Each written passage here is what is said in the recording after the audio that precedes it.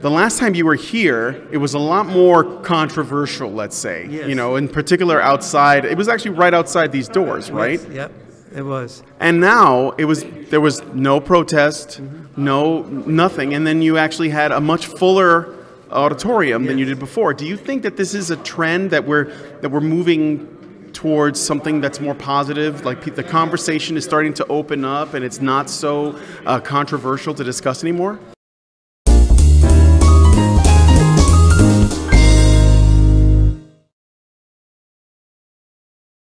Well, it's become a trend as a result of Cafe's work and as a result of the men's issues group work, and that's really to the credit of Cafe to a large degree. Mm-hmm. And so, but it's not a trend that is like happening all over. It's the universities are the worst that they've ever been. The hashtag Me Too movement has created an enormous amount of toxic feelings toward men and masculinity. And so but it's very, very important that this power does increase, and so it's to Cafe's credit and to the men's issues awareness credit. So that fortunately there is a counter trend to the larger trend of hashtag Me Too and women good, men bad. So I am here with Justin Trottier. And I said that right? Yep, very good. I always do. I say it right every time, and I always ask if I said it right. But yeah, so this is after Warren's talk, and you guys have sold all the books and many of the shirts. So are you happy with the way things turned out today? Oh yeah, this was a great day. Warren, as usual, was eloquent and enlightening, and he managed to get the audience of 200 plus people fully engaged. Which only he can do, and that's amazing to see people sharing those stories and opening up to each other and learning from each other. And we did raise a lot of money for men and families tonight, part of our campaign to expand men's centers across Canada, which we're really excited about. And look, we had a lot of people in the auditorium, and we had nobody outside protesting it. Yeah, that's right. It was actually quite quiet. Yes. Yeah, we're really happy tonight. That's great. And how did you guys do on the fundraiser? Like, did you hit your goal? Are you very close? It was a big leap forward. Yeah, it was. We've crossed the $500 a month threshold on our Patreon page, and it's only a couple weeks old, so that's not bad. Patreon.com/men and families. We're also raising money to keep the center in Toronto open. We're raising money to build a shelter for abused men. There's got a lot of different priorities that we're working away at right now. My name's Linda Yardley, and I'm representing Cafe. John Mason, and I'm here with the Canadian Centre for Men and Families. Ah, okay. And so, and what was the initiative that you were just talking about? Well, the Cafe is working on 4 different initiatives. So the first one, we set up an annual Boys Award that John initiated. And what it is, it's for the most improved boy in the school for the year. It's based on their academic between grade 8 and grade 9, and their involvement in extracurricular activities. And the point is, girls are getting a lot of the awards because, as we mentioned, what the statistics are showing, boys are failing at a much higher rate than girls, a ratio of almost 2 to 1. So we want to have something out there that would keep boys interested in school. And so that's one of the ones that John brought to Cafe, and we went up. There's been 2 awards so far, but it's based on funding, right? So if we get more funding, we can expand it.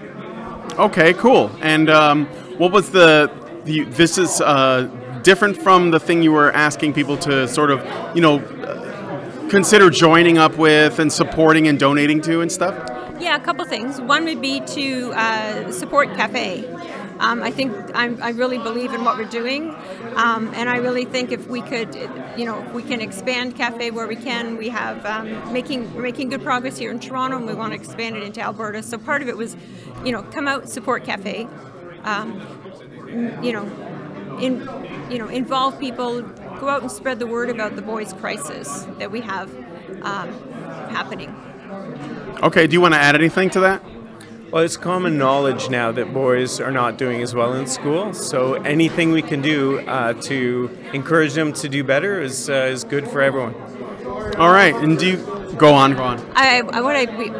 What we did talk about, I did mention up there, is that the Ontario government, now we have a new Conservative government, they've asked for input from the public on feedback on the education system.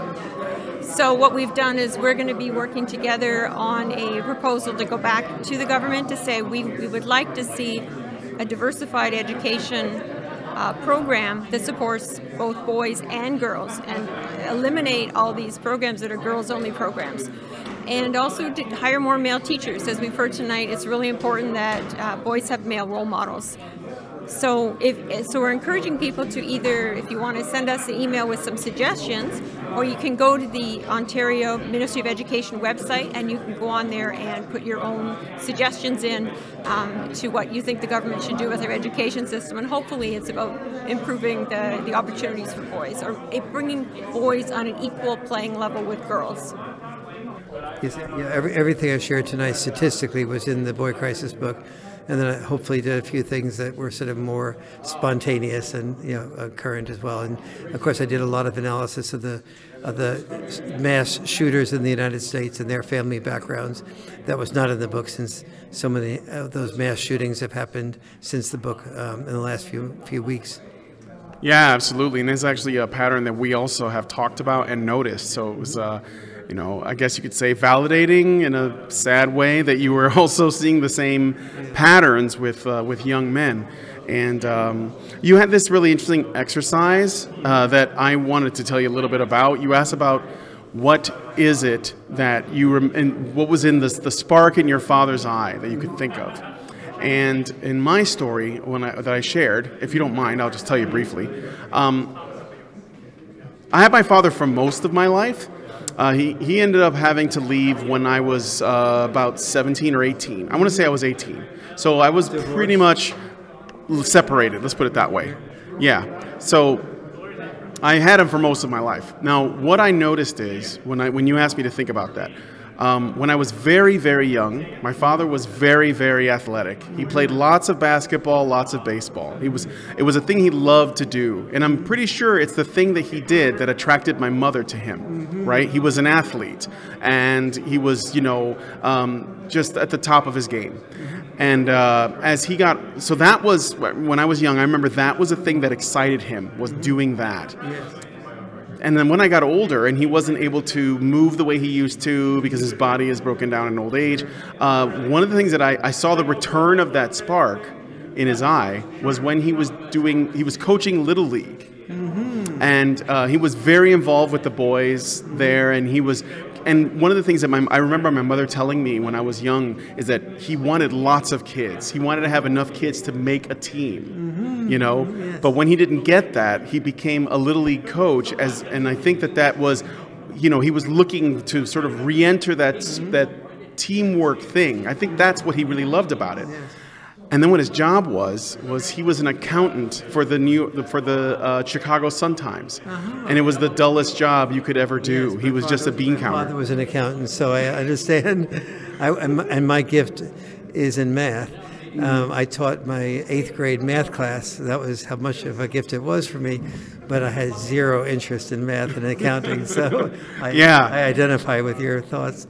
Yeah, so I got, and it didn't really sink in, because if I would have asked him, and I think I have, well, why do you do that? And he's like, well, I have to. Yes, exactly. Yeah, but he did it with love anyway. Yes. It was something that he wanted to do. Well, our dads gave up the glint in their eye with the thought that we would have a glint in our eye. Yeah, and that was actually the thing too, because I'm an artist, and he was very supportive of that. Yes. And he wanted me to pursue that. How wonderful! How wonderful that he didn't just feel like, oh, you should follow what I do, but rather wanted you to be who you are. Somebody just got their book, and you got it signed? Signed to my son. Let me see it.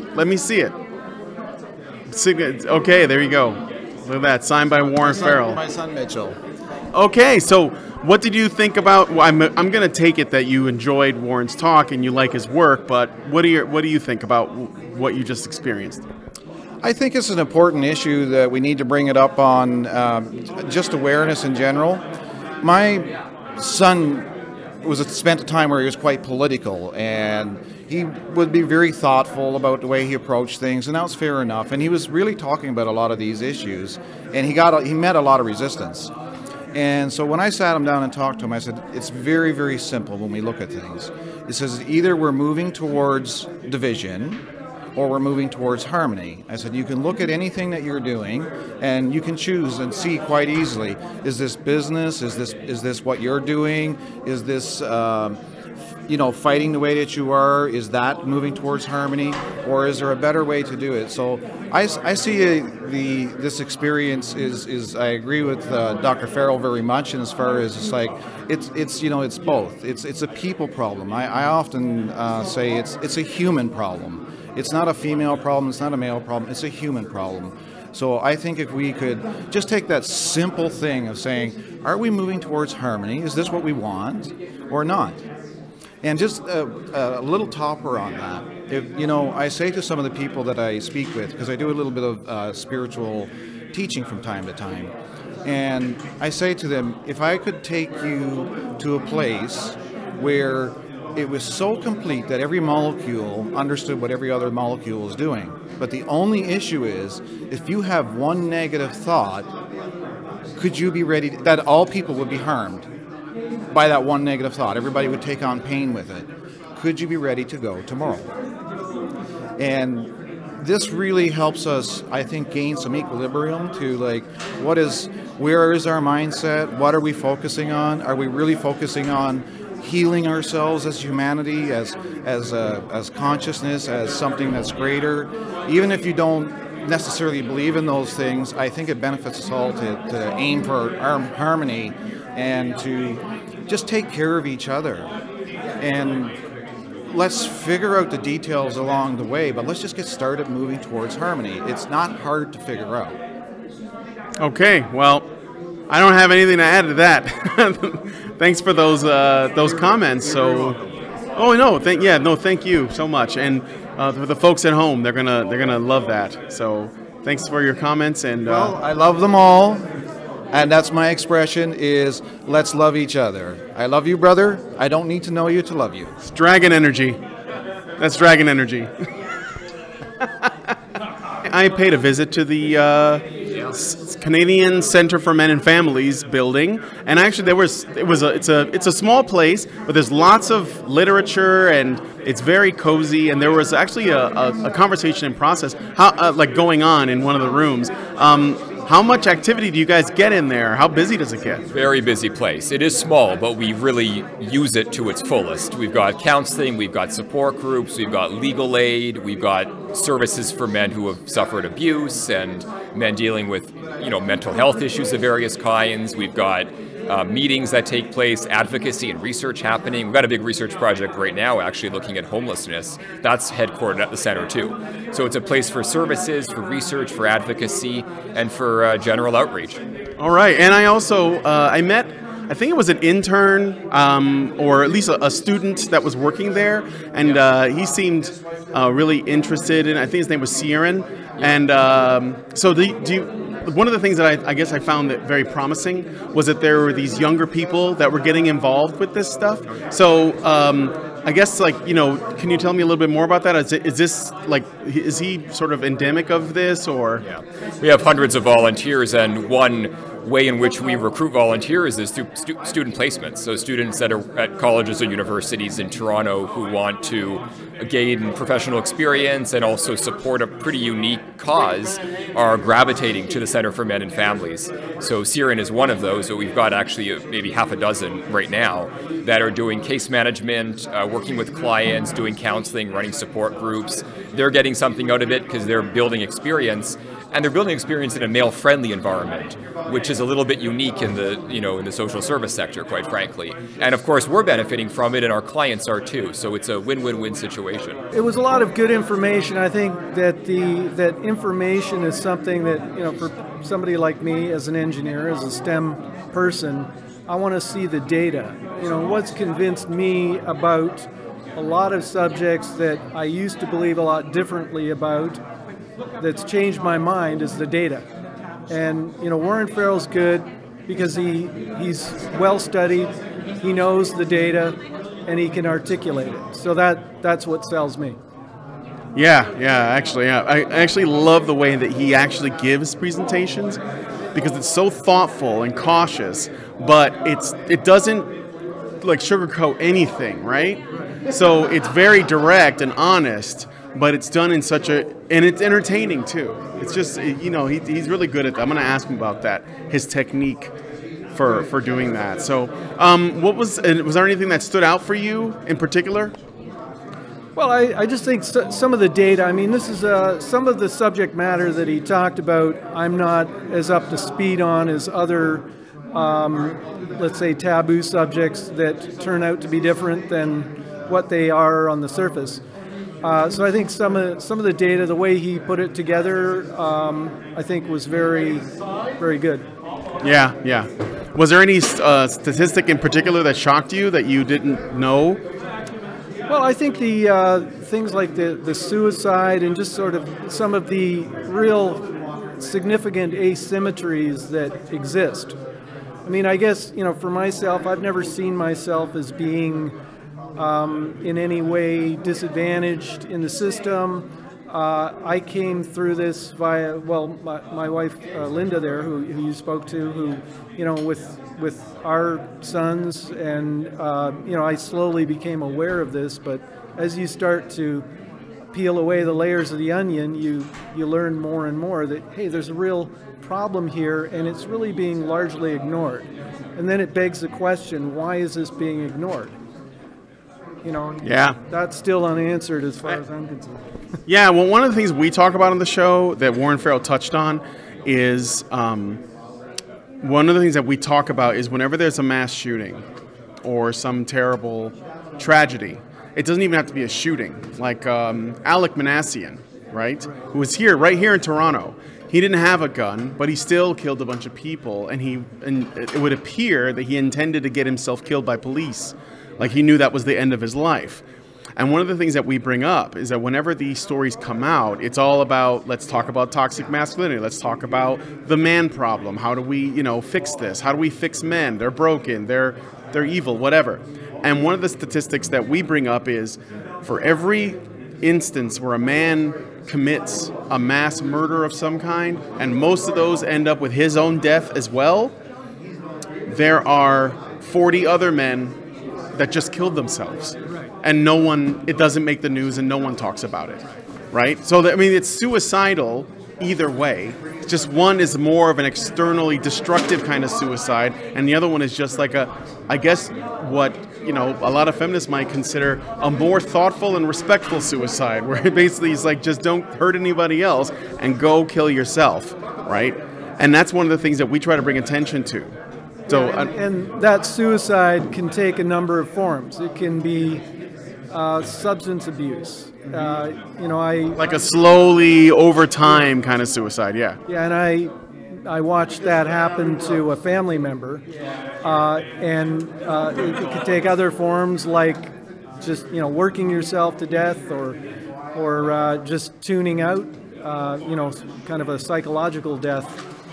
And and this is something that I think Warren Farrell brought up tonight that I hadn't really thought about that much, around how men do somewhat make a sacrifice in their careers sometime to do things that they don't really want to do, but it makes the money. And for myself, I've never really had that issue myself, but I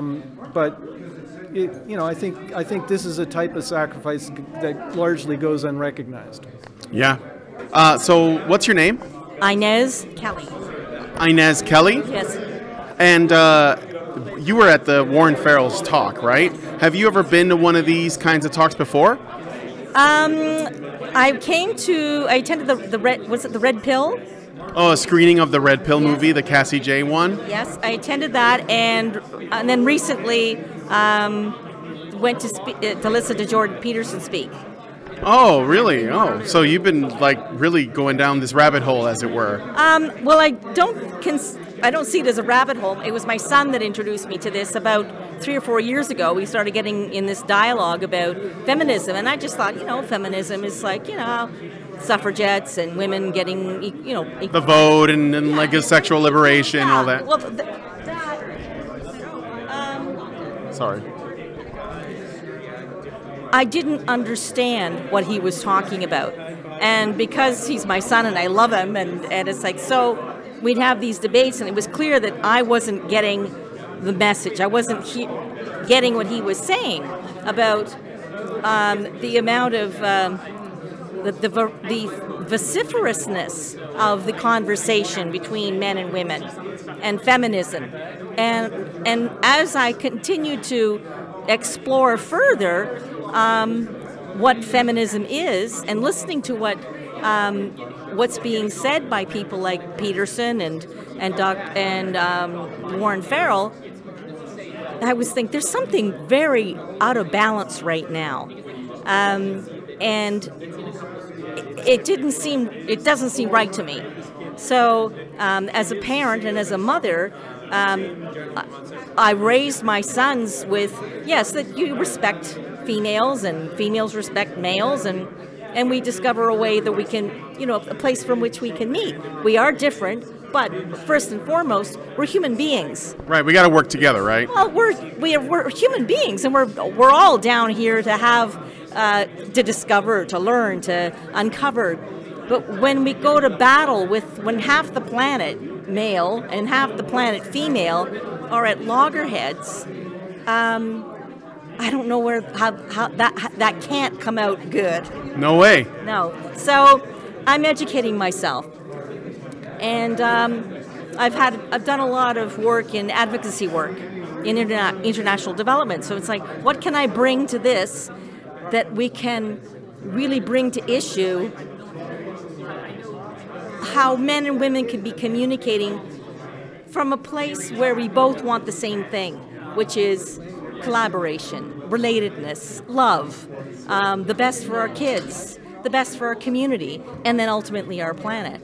So that's where I come from. I'm listening from those ears of like, we all want the same thing, but until we can find a place where we can have a conversation where the other isn't wrong or diminished or shamed or blamed or become a victim of the other, that's where we need to begin to have the conversation of just as human beings and wanting the same thing. Okay. And it sounds like you have been giving this a lot of thought, and you've been like, it's become really interesting for you. Do you talk about this with the people in your sort of like social circles a lot, and how do they feel about this stuff? I think that there is a general, it's kind of like there's this unconscious belief that feminism is all about, everything that feminism is about is good. And originally, back 100 years ago, there was, yes, women, that the rising of the female energy was a good thing. But something insidious has crept in, and I'm not quite sure what it is yet. But at the same time, when I speak to friends about it, like I did this morning, there is this belief that it's becoming more and more prevalent that women are better than men, and that's bizarre in my books, because we've been for the last 25 years we've been this is something that we want to be able to collaborate on, that no one is better than the other. And is it Dr. Farrell? I'm not sure if he's a doctor. Yeah, it's Dr. Farrell. Dr. Farrell, as he says, it's like, if one is made wrong, none succeed. If one sex is made wrong or doesn't succeed, if one succeeds and the other doesn't, neither will.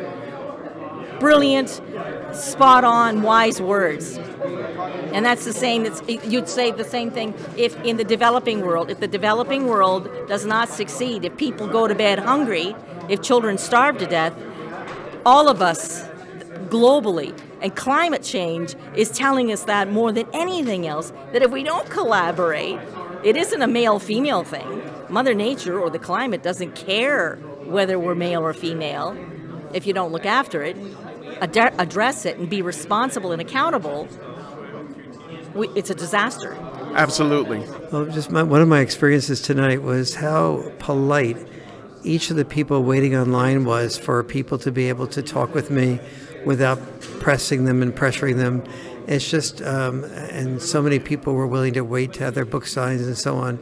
They're such wonderful, balanced, caring people here in Toronto. Really want to thank people for participating tonight and for checking out our Patreon page. That's patreon.com/menandfamilies. If they think we're doing good work, make a contribution. It will be matched 6 times over right now, and it'll help us expand men's centers all across Canada. We really appreciate that support. All right. Well, thank you, Justin, for everything that you guys do at Cafe. And I only hope for more great successes across the country. So thank you for your interest. Appreciate it. Thank you, Dr. Farrell. Again, it was good to finally meet you. And I hope you continue. I feel like you I don't know, what are you, like 50? Like, so young. Sweet. No? 75. No, get out. Really? Wow. What do you eat? I try to eat very healthy, and I do yoga 4 times a week and hike the other 3 days a week. So amazing. All right. Well, keep it up. We need you around for a while longer. Thank you for bluffing your belief that I was 50. Well, honestly, I thought maybe like 60, but right, yes, probably like 70. Yeah. Right.